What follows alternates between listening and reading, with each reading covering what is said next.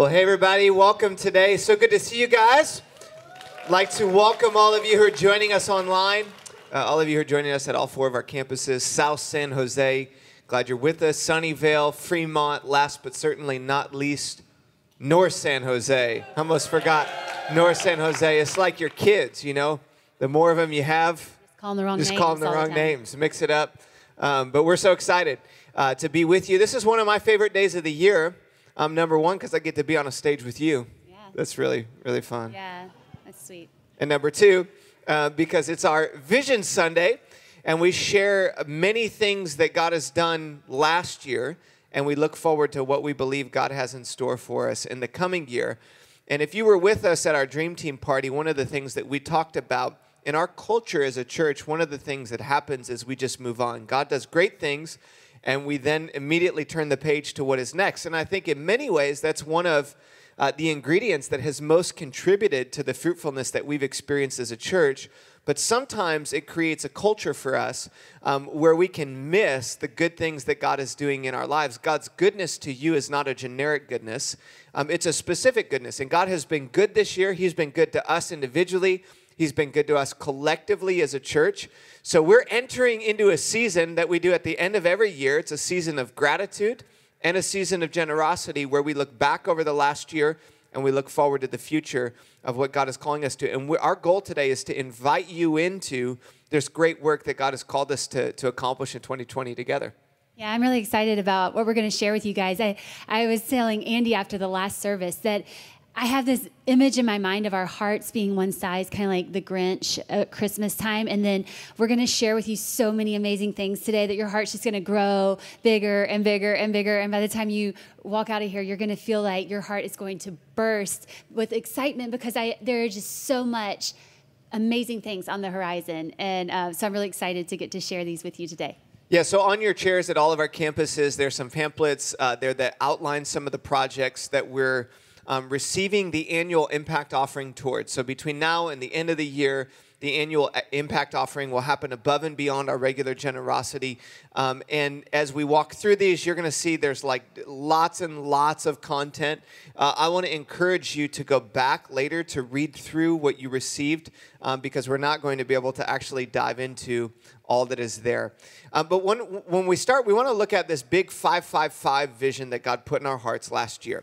And what we said at our 10-year anniversary in February of this year, that we believe God was leading us to start 5 new campuses, 5 church plants over the next 5 years.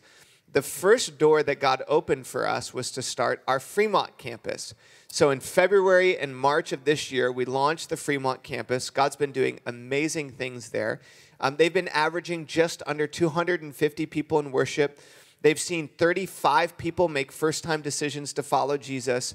And there are so many lives that God is changing at that campus already. One really cool story, Stacie's going to share that with us. Yeah, there's this amazing story coming out of the Fremont campus, and her name is Gina Lorton.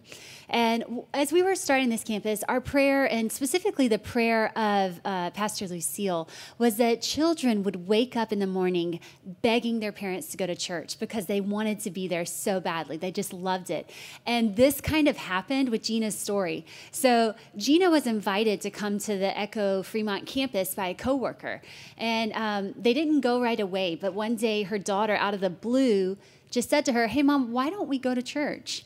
And she was like, I don't know. And they were kind of going through a bit of a hard time. And so Gina said, "We should go." And so she and her kids came to the Fremont campus, had a great experience. The Dream Team was so welcoming. They loved Echo Kids. It happened to be during the At the Movies series. And so it was just a ton of fun. And the kids loved it. So they decided, Gina went to Activate, immediately got involved in serving with Echo Kids. She and her kids would serve together. And she started going to Alpha.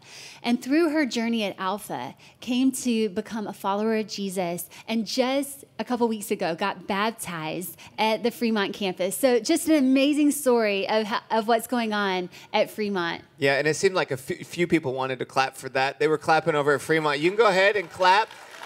Put your hands together. Let's thank God for what he's doing. I want to say to the Fremont campus, man, we're so excited about what God is doing in you and through you. We love you. We believe in you. Lucille, we're grateful for your leadership as the campus pastor there. God is just beginning something very powerful there that's going to have a massive impact for years to come on Fremont. And we're going to talk more about the doors that God is opening for your campus as we continue our time together. That's just one of the amazing things that God is doing. Secondly, we've had the privilege of partnering together with two brand new church plants this year. One of the first of those two plants is a church plant in Oakland, in the Jack London Square area. It's called Storyline Church. They launched on September 15th. That is the day that Stacie and I became parents of a teenager, so we can always remember that. And that campus had a phenomenal first day. They launched with 262 people in their first service, which is incredible. And they're making an impact in an area that desperately needs a new church.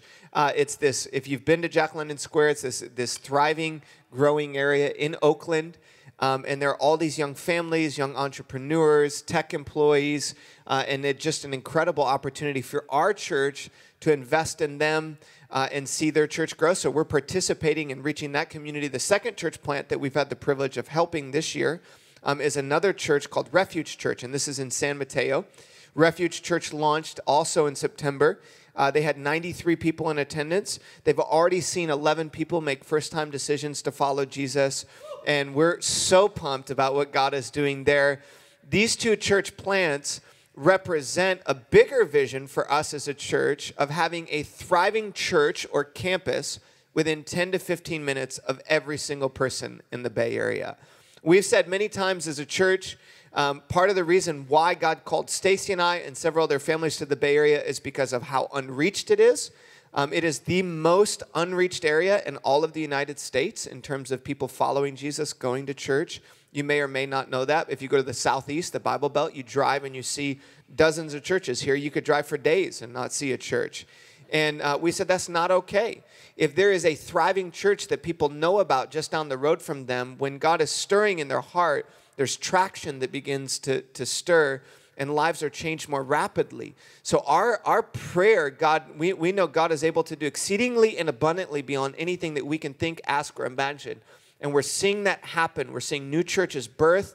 And we've had the privilege of participating now with 18 churches since we began as a church. You can see the list there, all spread across North America.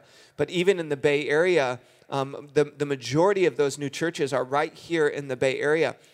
I hope when you see this, you know that you are helping something significant get started that is becoming a movement.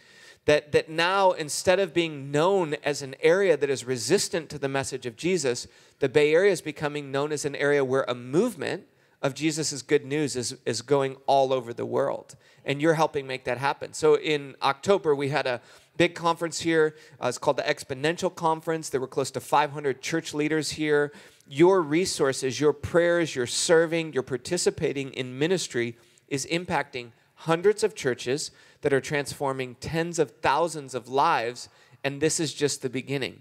It's important for us to recognize this is not normal, church. Like sometimes we just get used to God doing great things and we just move on, like I said earlier. But we want to stop and celebrate that the vision is moving forward, churches are being started, campuses are being started, and lives are being transformed. So if you're grateful, let's put our hands together one more time for God, celebrate His goodness. And the next project that we celebrate is... Yeah, so good. Okay, so if you have been around Echo for any length of time, you have heard about Foster the Bay. And Foster the Bay is an initiative that is so near and dear to the heart of Echo.Church. It's led by Pastor Philip and his wife Jessica Pattison, and they're just doing a phenomenal job. The heartbeat behind Foster the Bay is that we would reverse the trend. So there has been a long waiting list of children needing homes in the foster care system. And our goal is that instead of children waiting on loving homes, there would be loving, stable Christian homes waiting to receive these children. And so we want to show you a quick video that highlights some of what Foster the Bay has been doing this past year. It was kind of one of those things where God really intervened in my heart, and I could not stop thinking about this call to foster. My first response was, I don't think I can do that. I think that would be way too hard. I think I would fall in love with these kids too much, and I wouldn't be able to let go. But Kelsey kept pushing, and she kept saying, I feel like this is what God is calling us to do. I feel like we have the ability to care for these children that don't have anyone. And so we did. I believe that if every church could raise up a foster family, we could definitely solve the crisis that we see in the current foster care system. All of our support friends were strangers when we first met them. I know we kind of live in an age where people are both busy and non-committed, and that is not what our support friends are. They have always been there. Kids go from foster care into life situations that kind of impact them for the rest of their life. And so we went into foster care with the idea that reunification was the goal. God has a heart for reunification and for reconciliation, and that should be our heart as well. It's great to see this network of churches and foster families kind of coming together to give children not only homes, but Christian homes. Foster the Bay allows foster parents to keep going when it's hard, and it is hard. There's a C.S. Lewis quote that says, God whispers in our joy and shouts in our suffering. And I really think that the brokenness of the foster care system is God shouting at us to respond and to act. You're a picture of the gospel. You're showing them what Jesus has done for us. Christ came and he gave himself up for you so that you would be adopted into the family of Jesus, and you are no longer a stranger. You were once far off, and now you're a son or a daughter. We're really thankful for our church community. I'm just very thankful for the church for providing this opportunity. Thank you. Thank you so much for all the churches that support Foster the Bay. Thank you so much for what you've given.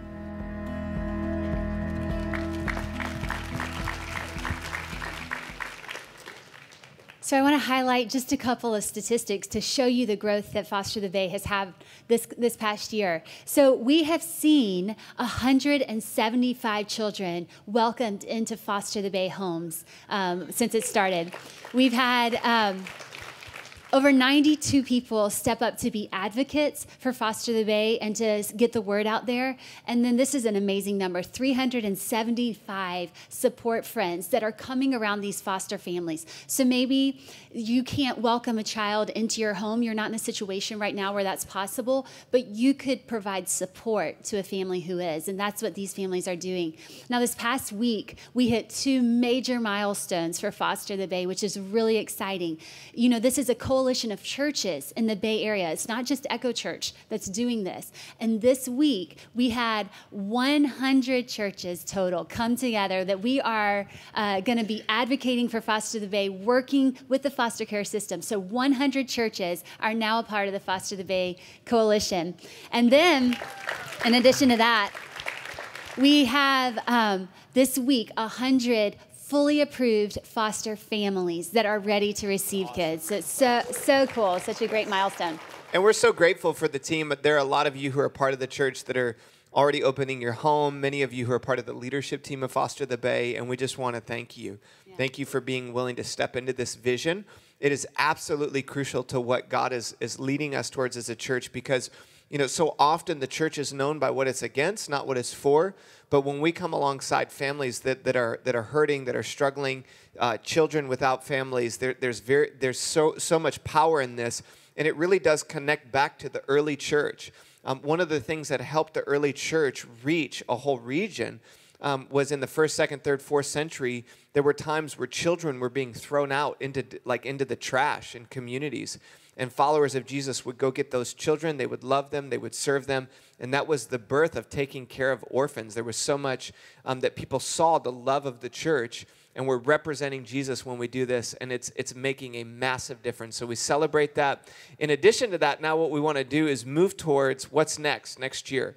All these projects that we've outlined, we'll continue to partner together with these projects, but now we want to focus on some of the doors that God is opening for 2020. So if you've been around for a little while, you have heard a little bit about the door that God has opened for us in Fremont. But I want to share kind of context what happened. So about a year ago, there was a small group of people at a church called Mission Springs, and they basically said, hey, we want to partner with Echo to become a campus of Echo.Church. There's about 45 to 50 of them there. And over a period of about 2 months, they prayed, they processed together, and they decided that they would open up their doors, they would give their building to us as a church. That's where the current Fremont location meets. Well, just down the road from there, there's another church that we had a relationship with. It's called Crossroads Church. And Crossroads was instrumental in the start of Echo.Church 10 years ago. They sent over leaders, they sent over volunteers, they sent over money to help us get off the ground. They're almost like a parent church to us. And when the door began to open for this Fremont campus, the thought occurred to me as I was praying, I wonder if God is opening this door for our two churches to become one church. But it seemed like a really bold ask. Like, you don't go to your parents and say, hey, do you want to become like, you know, a part of this and become a campus of Echo? So I drove over to meet with Pastor Paul, was super nervous in the process. But that conversation started this journey together. And just 2 weeks ago, their church voted. The first time I've ever heard this happen, they voted unanimously that they wanted to become Echo.Church, our Fremont campus. So next year, we will, you can celebrate that. So next year, what we'll do is we will move the Fremont campus to Crossroads. That will become the Echo Crossroads campus. It will launch probably like Q2, Q3 of next year. We're so thrilled. We love and believe in the team at Crossroads. We love and believe in the team at Fremont. So we'll take the 250 people from our Fremont campus, the 750 people there. It's positioned right at the heart of Fremont. And many of you who come to the North San Jose campus, we know this. You drive right past the Fremont location, straight to. We have facial recognition cameras. We know. We know. And what we're believing is that as the people who live in East Bay now join that campus, there's just limitless possibility to reach that community. We believe over the next decade, God's going to do great things. It's going to move up the East Bay, and so many lives are going to be changed through what happens with the launch of this brand new location. We're pumped about it. Yeah, it's really exciting. Yes. All right, so next thing. Many of you know that this past year, I have been deeply invested in Echo students and our Next Gen ministry here at Echo.Church.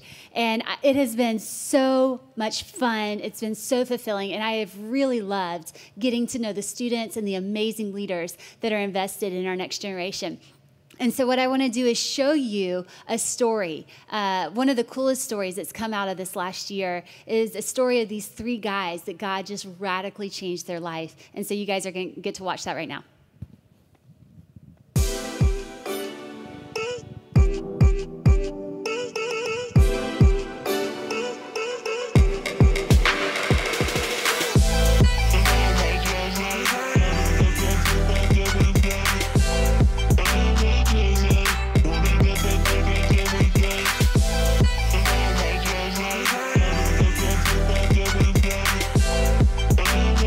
My journey at Echo.Church started when my girlfriend brought me into Echo students, and that's when I realized this is different than being in a Catholic church. Everyone's so welcoming. I met a lot of new people. A lot of my closest friends I met from Echo students. My friend Jundi, he invited me to students because he didn't want to go alone. I know he was invited by his girlfriend, so I decided to go one day. Right there, I just got connected with other people. It was a community over there. I really felt like I was welcomed, and I really was like I belonged there. I found out about Echo through actually my friends, Eugene and Jundi. They were talking to me about Jesus and God. I was actually interested, and they told me to come to one of the students' days on Wednesday nights, and I actually like, oh, okay, I'll try it out one day, and actually went there, and I enjoyed it a lot actually. So my experience at camp really brought me back to my faith because I was around the people I was comfortable with. I didn't care what they thought. I just knew that they shared the same love for Jesus that I did, so I really felt like I belonged there. After going to Echo students, I felt that love again for once, and like that spiritual high was with me throughout the whole night, and like it just continued and never went away after that. He also put the correct people in my life to become better as a person and like show me my purpose in life.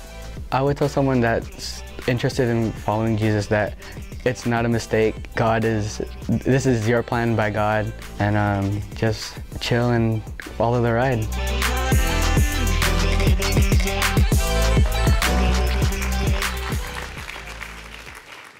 I love those guys so much. And, you know, they're like really involved at the Fremont campus. They help out with students there. And this thing came full circle for us. A couple weeks ago, we went on a retreat. And two of those guys, Jundi and Eugene, came on the retreat as leaders this time. And they just came to faith like less than a year ago. But now they're leading in Echo students. And we had this time of prayer ministry. And I'm watching them go around the room and pray for all these middle school guys. And it was really touching.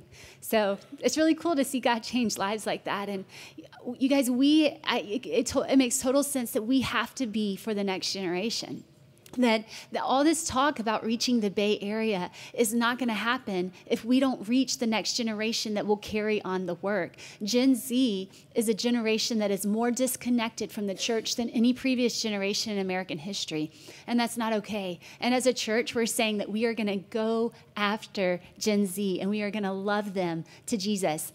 One of the major ways that this can happen is through camps and retreats. I'm sure many of you have been to some type of Christian camp or retreat that was really life-changing for you. There's something powerful about getting away from everyday normal surroundings and then experiencing what it's like to be immersed in this culture of love and Jesus, learning about him and growing in a relationship with him.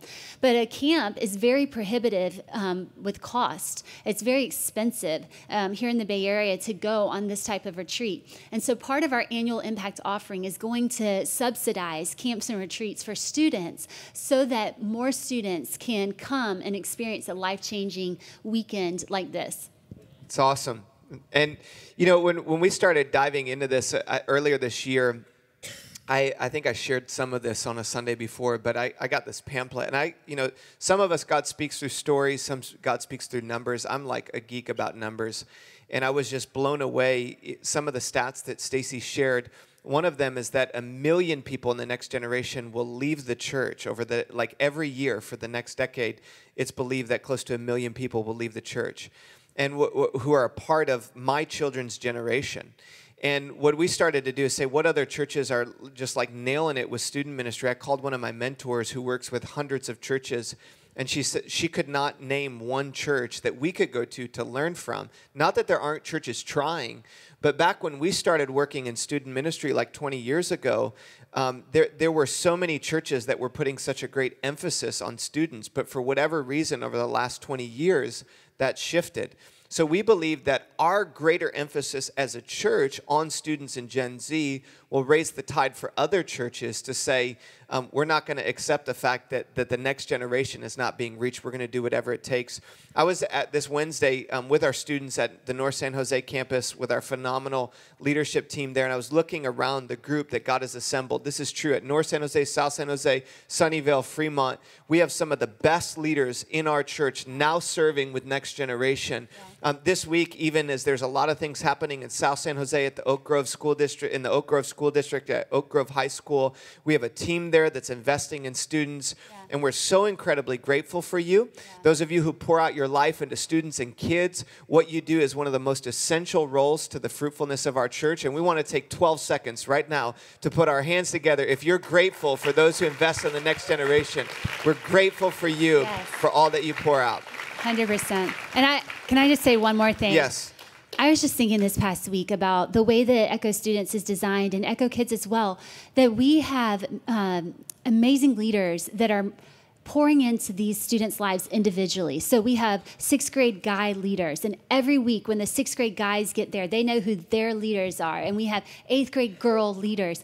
And I just don't know why every parent in the room is not doing everything they can, forcing their kids, bribing their kids, doing whatever they have to do to get them to Echo Students, because you have this opportunity to have a mentor in your student's life that is pulling them in the same direction that you want them to go in. These students are having so much fun on Wednesdays. We just hired an amazing student pastor, Steven Zier, and he is like leading the charge, and there's going to be so much growth in this coming year. And I can't wait to see what God does as he opens up the campus campuses to us and students beyond the walls of Echo.Church, I think we're going to see some amazing things. I'm a little fired up about students. Yes, you are.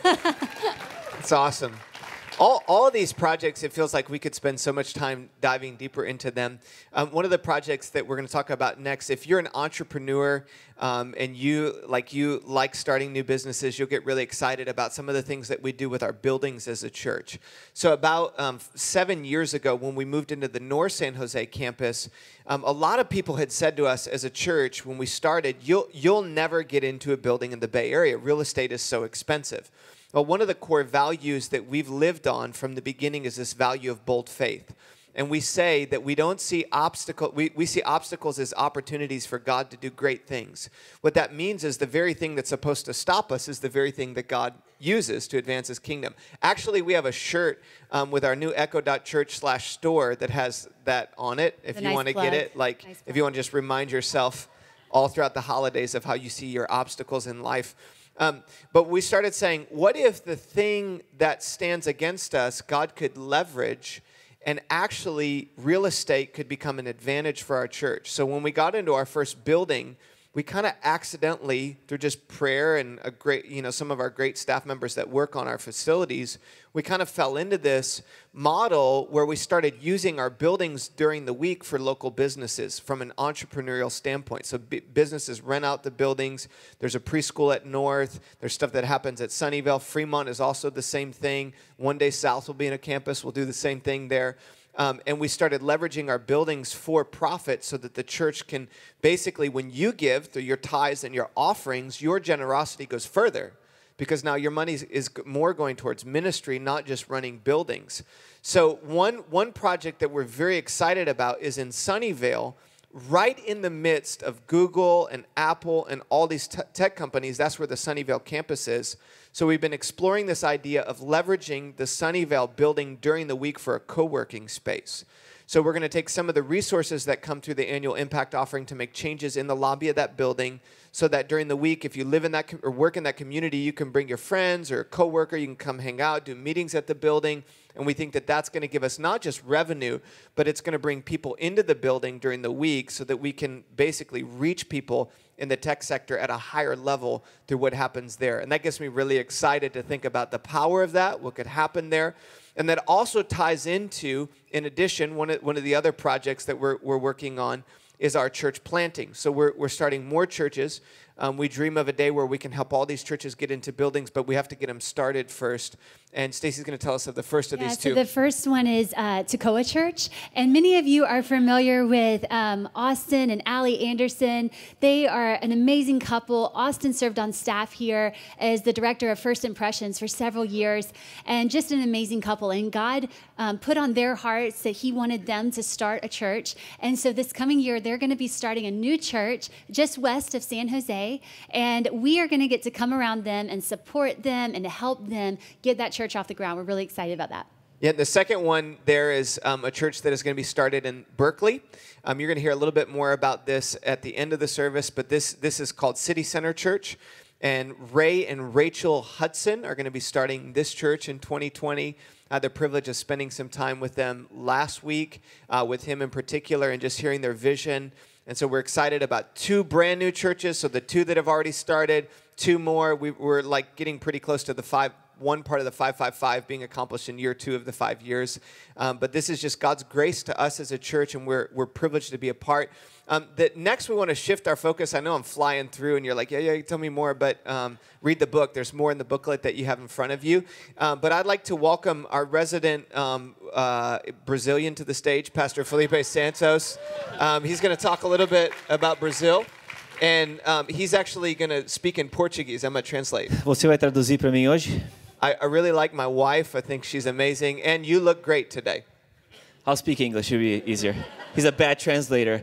Last service, I was told I was flapping the bird too much, so I'm going to put it right here. I'll explain in just a second what that is.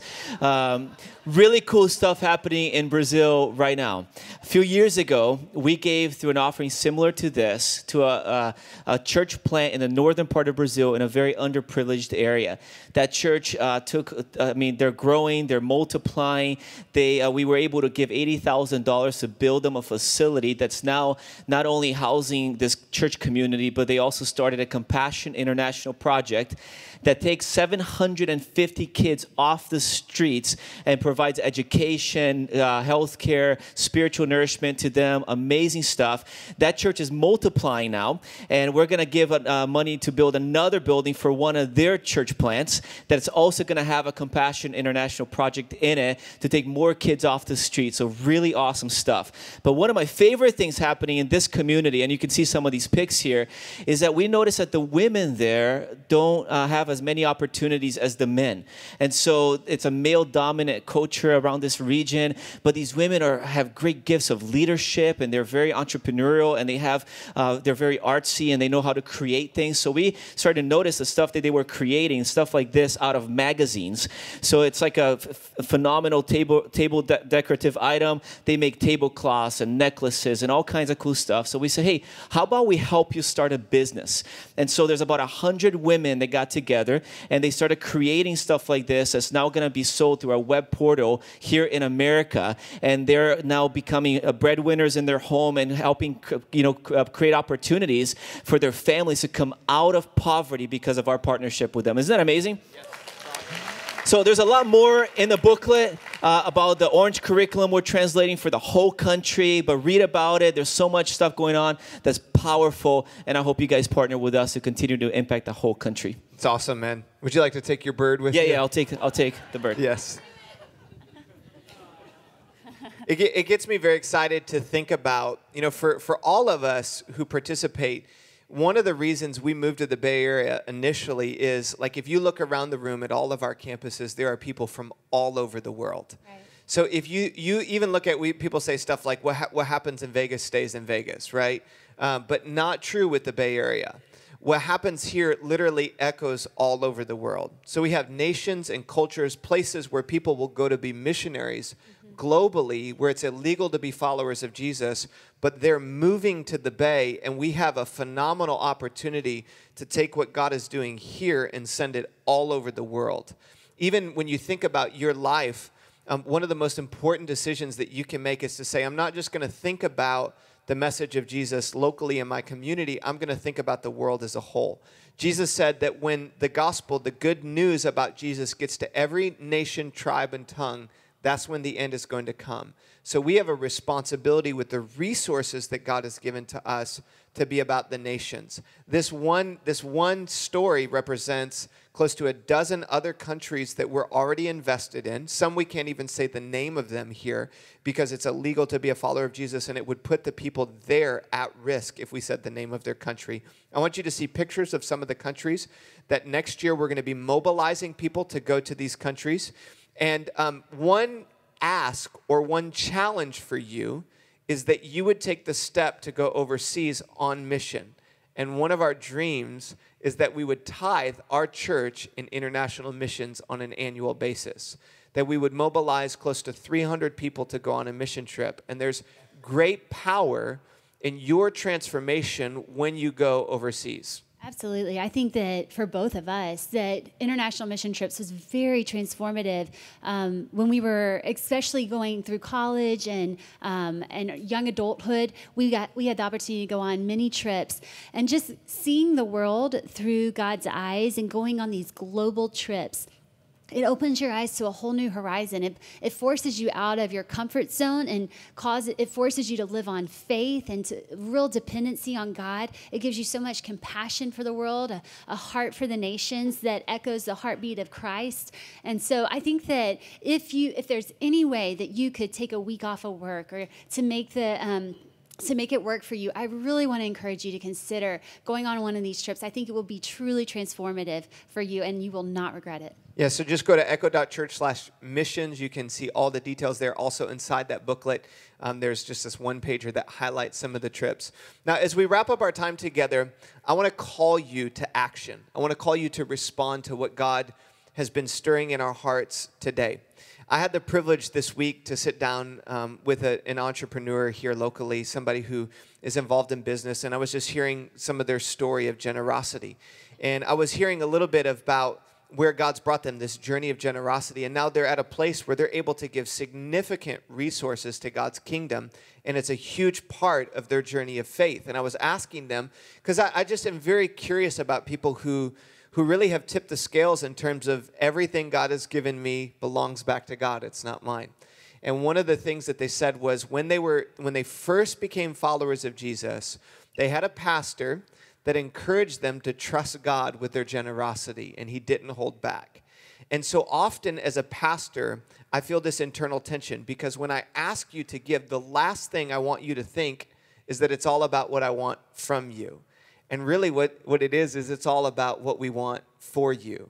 That there's something that happens in our society with greed, that the enemy has a stronghold on so many of our lives. And we live in fear with money. We live in fear of stock market. We live in fear of real estate market.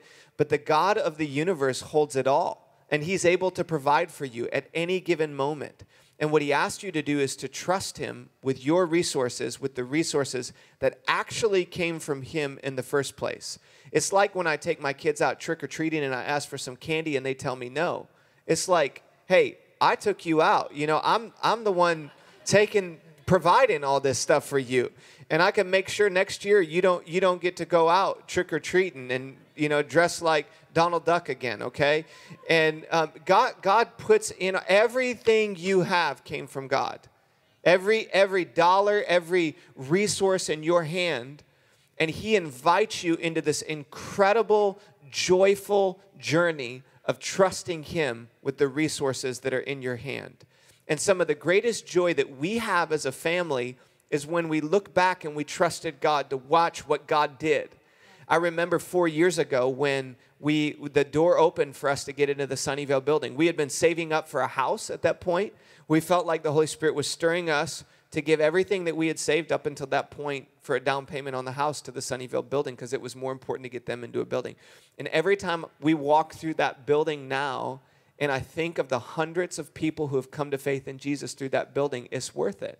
And in the end, when you look back on your life, none of it goes with you. I don't know if you know that. Like you die and none of it goes with you. But when you invest in the kingdom of God, when you invest in the local church, you are investing in something that is eternal. So I want to invite you. I want to call you to respond. Go back with your family, or if you're single, you can do it alone or in your Echo group. But pray and say, God, what do you want me to do? How do you want me to be involved? December 8th, we'll have a commitment day. All throughout December, we'll receive the offering. Truth be told, many people do it in January because that's when they get their bonus. We're not going to say, no, you can't give now. But this is an offering. It's not a tithe. It's an offering above and beyond your regular generosity. And I believe that the greatest year of fruitfulness in our church is going to be next year. And there is something that happens in a local body, a local group of people that trust God with their generosity. The Spirit of God moves powerfully when we trust him in that way. And we're going to enter into another season of gratitude and generosity like we have before together. We're going to believe God that he's going to multiply. And it's not about how much money you make, y'all. Some of you are looking, you live paycheck to paycheck. We have other people who they're making hundreds and hundreds of thousands of dollars every single year. And none of it surprises God. It's not like, oh gosh, that guy's wealthy. I like that guy more than her or more than him. No, it's all before God. What he wants is your heart. What he wants is your obedience. What he wants is you to trust him and obey him. And that's what we're asking you. Trust and obey and believe. Let's believe together that God will use all of our sacrifices, all of our gifts to do more through us together than any of us could do on our own. Let's pray together. Father, it's with a lot of joy that we come to you today in anticipation of what you want to do in 2020. We look back on 2019 at your faithfulness and all the work that you did, and it just serves to grow our faith. And we say thank you. Thank you for using this church to bring your kingdom here on earth as it is in heaven. And so, God, I want to pray for Echo.Church today, that there would be a spirit of faith among us, that we would be Joshua and Caleb's as we look to the obstacles ahead, to the opportunities ahead, that we would say we believe by faith that you want to bring your work here. You want to bring your truth and your light and your love to the Bay Area, and you want to use Echo to touch the world. And so, God, I pray that there would be a spirit of generosity, that we would break free from fear, that we would break free from the bondage of greed, that we would stop holding our possessions with clenched fists, but that we would open our hands and say, it all belongs to you, Jesus. Whatever you ask, the answer is yes. I trust you. You are my provider, and you will always be faithful. And so, God, I pray for peace and unity for our church as we go forward, that there would be a great sense of anticipation and joy, that you can use our 5 fish and 2 loaves to bless the world if we will just offer it to you. We offer it now in Jesus' name. Amen.